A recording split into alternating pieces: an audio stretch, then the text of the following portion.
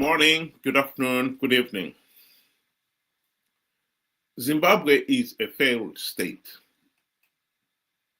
The country is desperate to get out of this mess. What is really disappointing is how Zanu PF is dug in and is clearly determined to hang on to power at all costs. The regime's propaganda machinery is into overdrive. Here is a short clip of a recent press interview that was given by the party spokesperson, Chris Msangwa. I just want to focus on two issues that he raised, but let's listen to the interview itself.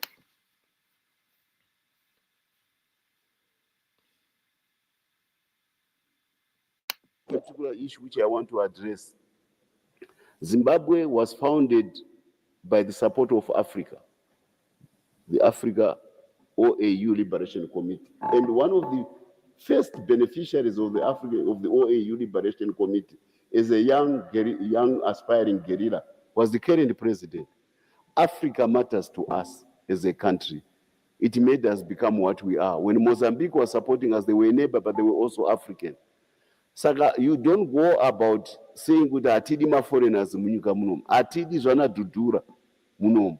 We are an African country. Africans are not foreigners in Zimbabwe. Africans are not foreigners in Zimbabwe. They belong to this country. If there are certain things which will be done by certain Africans, let them be handled by the legal process, Maprisa Nema courts. Not some kind of blanket condemnation by a green stick a political approach. No. We're a mature brown stick country which has got a lot of respect for our African brethren. And when they are here, we treat them exactly as Zimbabweans in this country. We are not xenophobic like South Africa. And I mentioned earlier on, when you live in glass house, don't throw stones. I said the third biggest foreign currency earner in this country is the diaspora. They are strangers. I'll stop it there. I think we need to apologize to our brothers and sisters in South Africa. The problem of the xenophobia in South Africa is a serious problem. I can only equate it to a family whose children are spending so much time at the neighbors, and the neighbors have got to look after them. Day in, day out, the neighbors are the ones who see to it that they are properly fed in the morning, in the afternoon, in the evening, and even help them with their school fees and other things as the basics, because the parents are not able to do so. This is not uncommon.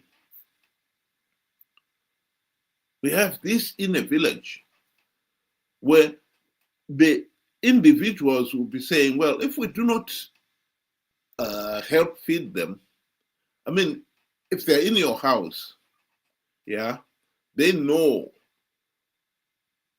that when it comes to eating, you can't say to them, no, you are not going to join us and eat. You cannot watch them sitting there. You know they are hungry and let them starve. More so if they are your own relatives. If you do not help to send them to school, you know that those children will grow up with no education, and it will be a burden to the whole village. Ndio anonzwa nokwata.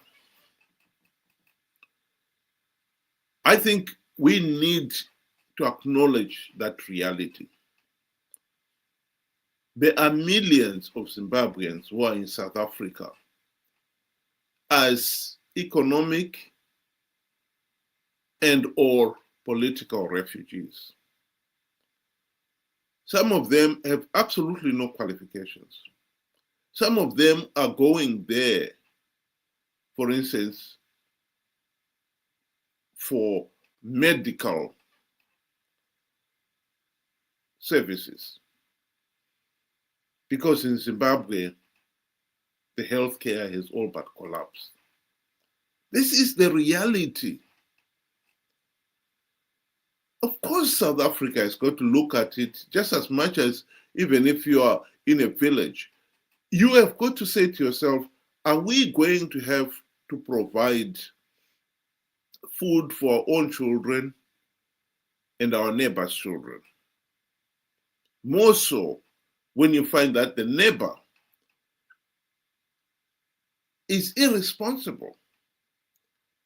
Instead of spending his money on looking after his children, making sure that they're properly fed, he is spending it on luxuries,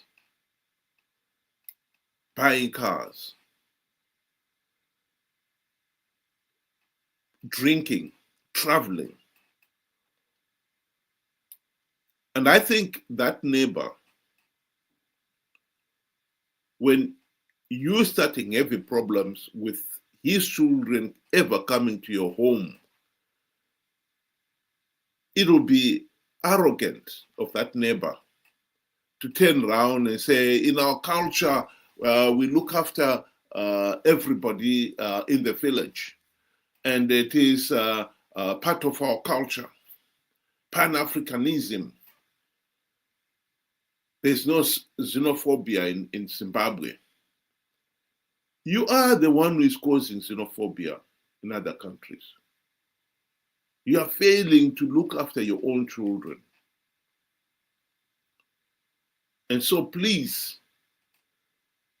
you cannot now turn around and pretend that the xenophobia in South Africa is because they are not Pan-Africanists. And we, Zimbabweans, are Pan-Africanists per excellence. We are the responsible parents. And yet, we cannot look after our own children. That is an outrage. The second point that Nsangwa also mentions here is the issue of the need for some of the political leaders in Zanu PF to attend what he called the Hebert Chitepo School of Ideology. I think many Zimbabweans have heard about this. The party has made a big song and dance about this so-called Hebert Chitepo School of Ideology. The truth of the matter is, Zimbabwe is a failed state. Zimbabwe has failed to hold free, fair, and credible elections ever since the country's independence. So one has got to ask, what is it exactly are the Zanu PF leaders taught at the Hebert Chitepo School of Ideology? Is it how to rig elections? How to terrorize the nation? I think the late Hebert Chitepo must be turning in his grave to see how his name has been abused by this regime. I believe people like Hebert Chitepo and many other African Zimbabwean nationalists genuinely believed in delivering freedom to all, justice, and human dignity. And what Zanu PF has done is hijack the revolution. The Hebert Chitepo School of Ideology has been teaching Zanu PF thugs that they have the divine right to rule the country. They don't. No one has the divine right to rule the country. Anyone who rules Zimbabwe, the mandate must come from the people in a free, fair, and credible election. That should not be negotiable.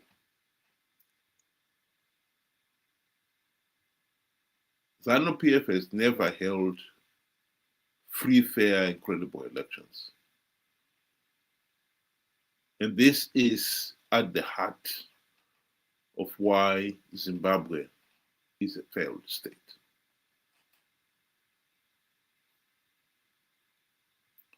Thank you very much. We are going to have an open discussion this evening in which we are going to invite members of the public to join us in the discussion. And the link is being shown at the bottom of your screen there. So if you go to streamyard.com/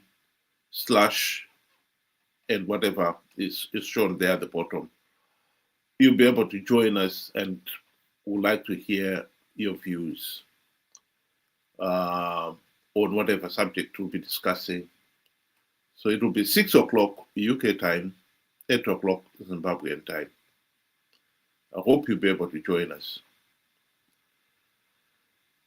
as we search for a way out of the hell on earth we are stuck in. And may I say, it is a man-made one. And per se, we can get out of it. What is made by man can be unmade by man. Think about it. Thank you very much. Have a good afternoon.